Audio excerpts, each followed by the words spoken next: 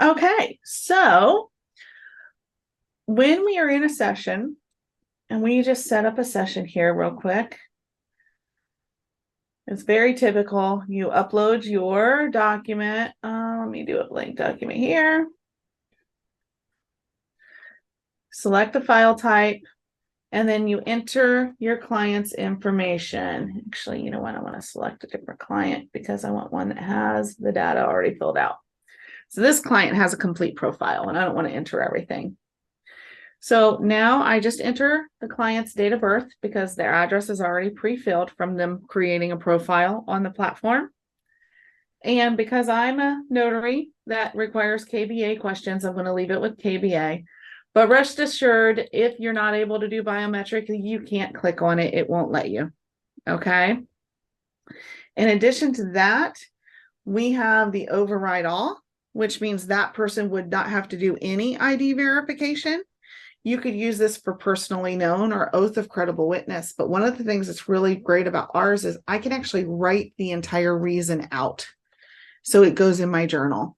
I don't have to select just personally known because that's the only thing that's allowed for me. You know what I mean? Yep, absolutely. So then, we could still do up to 10 people. And you can still add witnesses from the platform. None of that changed. Okay. Now I can send it to the client for the client to pay on the platform. So the client pays through the platform and I take a commission, which is really great for states like in Maryland, where they can only charge $4. Our platform would charge $36.99 and they walk away with $25 of that $36.99. But in this instance, the notary will pay. So now I'm going to confirm it's right. And then it's going to ask me, do I want to schedule it or do I want to notarize it? So we're going to say they're ready right now. So we're going to hit notarize it. Again, not very little changed there. So now we've got our session started. And the client has gotten the ID proofing link in their email. So, but in this instance, we're just going to open it up here so you can see what the client goes through. And I'm going to open this tab up, and it's a standalone page that they have to keep open.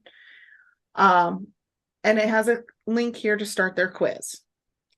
So we're going to pretend that our signer does not know his questions because you know that never happens, right?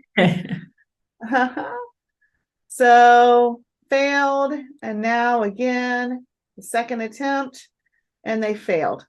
Okay. So they see contact your primary notary for assistance. They are unable to move forward. They can't upload their ID. They're stalled. I, as the notary, now can see that my signer only got 1 out of 5 questions correct.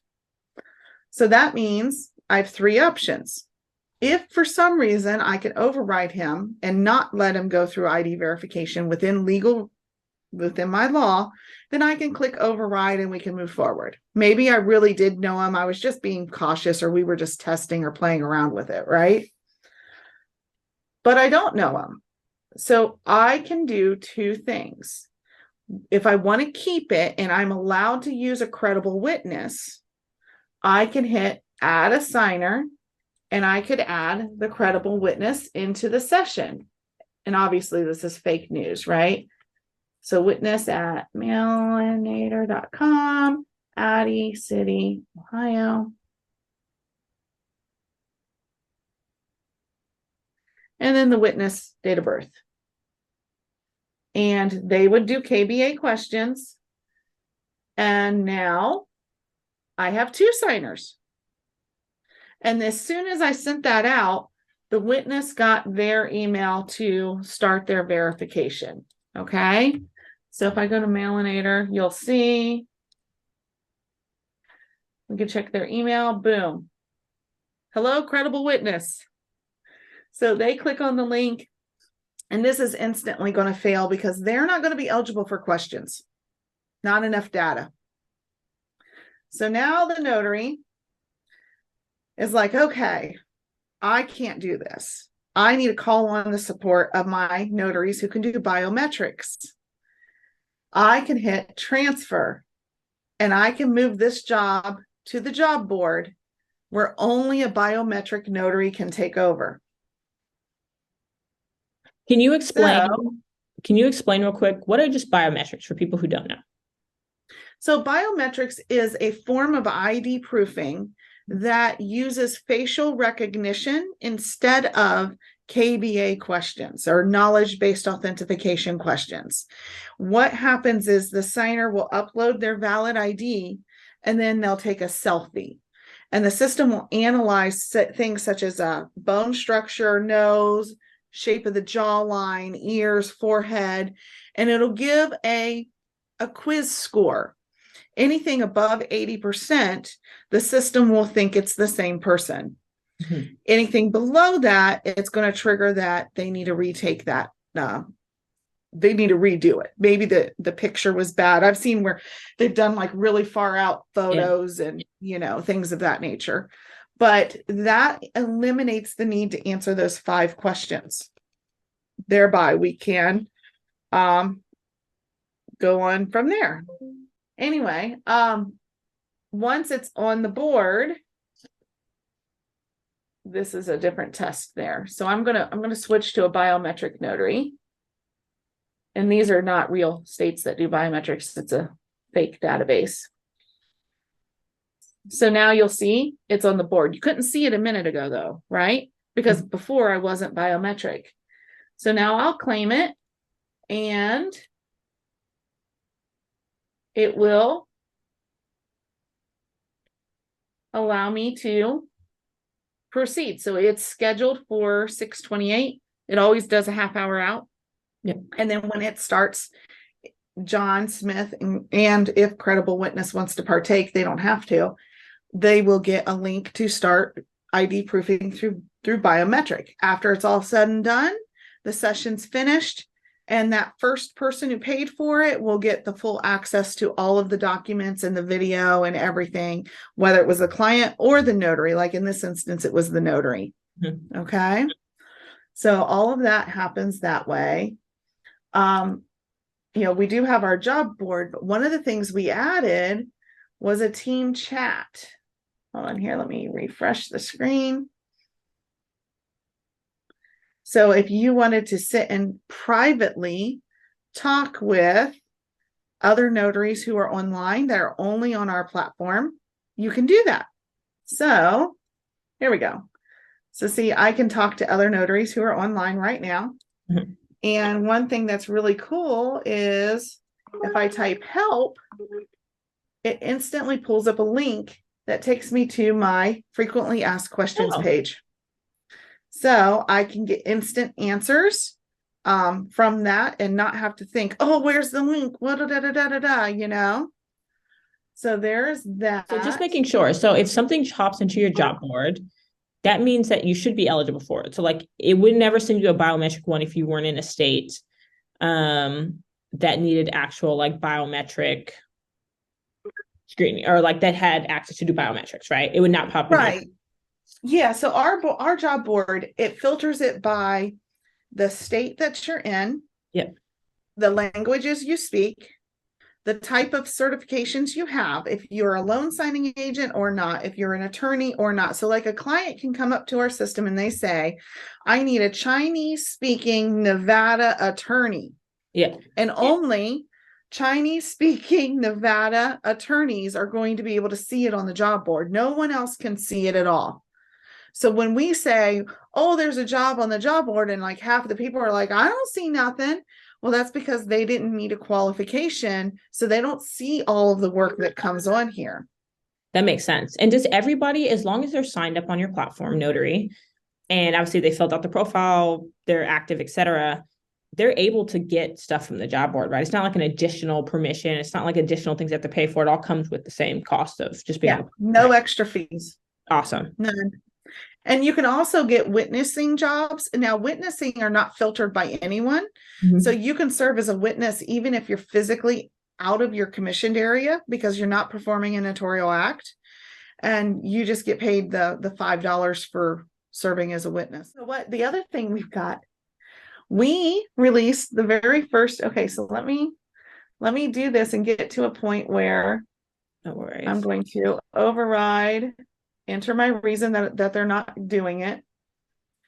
And we're going to close this out. We release the very first 100% every state compliant RON journal. Oh, seriously? So, yeah. So like right now you're in Colorado, right? Yeah. You have to have the signature of the client in your electronic journal. So Yeah. do I here in Ohio. And it's hard to do that sometimes in some platforms because they might have one thing or not this or not that, right?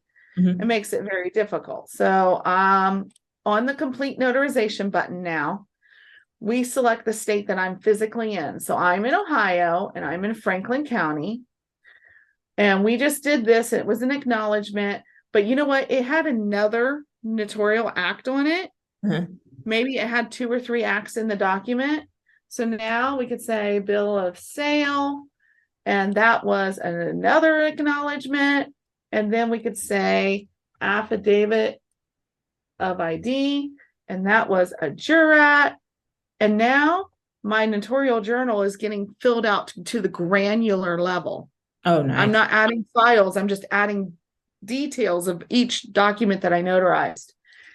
I can say how much I charge the client. So if I were billing outside of the platform, this is not going to charge the client. This is just logging what I charge the client. So we're going to say we made a buku bucks, Yeah. $250 on this transaction. Okay.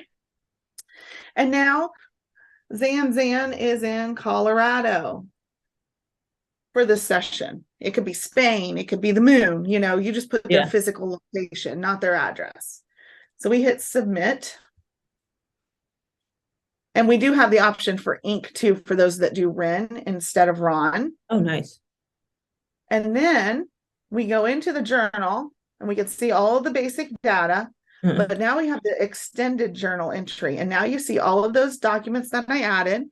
I could add their individual transaction numbers for the audit reports. If I'm storing the video outside of the platform, I'm storing it outside of the platform. For instance, like in Texas, they have to have a secured location where they're storing the video footage. You Mhm. can actually put where that video is being stored right here so that if anything ever happened to you, we would be able to go to that physical location and find it. How Oh, cool is wow. that? Oh, that's Yeah. cool. So then we've got a place for uploading the signatures. Mhm. And we'll do that here in a minute. Another thing that we did for Texas specifically is they have to list the POA agent's information, even if the agent isn't in the session. So if someone's giving away power of attorney, the recipient of that power of attorney you have to put their name and address in here. So we Gotcha. added this spot for them. However, what I use it for is when I'm doing real estate, I put the title or signing services information here so that if I ever had to go back, I know where the order came from, Mm, I like you that. know? Yeah, I And like then that you can get super specific with it. you can add anything else that isn't here. And that's what makes it 100% compliant, because if something's missing, you can add it. Oh, that's How great. cool is that? So You said now every state, no matter what the state is, it's pretty much just compliant across the board. we went through every single one. Every aspect is covered here that I saw. Yeah. So let me I didn't do a signature on that. Oh, okay. I've got a fake one I can use. So uploading the image of the signature, I'm just going to, you just do a picture. You just do a snip of the Mhm. signature on the document, and then you upload it, and then there it is. Boom. Wow. Yeah. Simple. So you download the document, you use a program, it's called Snipping Tool. If Mhm. anyone isn't familiar with it, it's free. You just hit new, you take a picture of it, you save it, and then you upload it. Easy enough. What's the length of journal storage on the platform? 10 years on Cyberize It? We keep the storage for 10 years. Nice. Okay. And one of the things that's really cool too is, let me log in as an admin and show you what happens when you leave our platform. Oh, hold on. It's this one. They changed the admin login on me. So if we go in here and I say, this is my notary, it's not biometric, that's the one we were just logged into, and I change the status to canceled.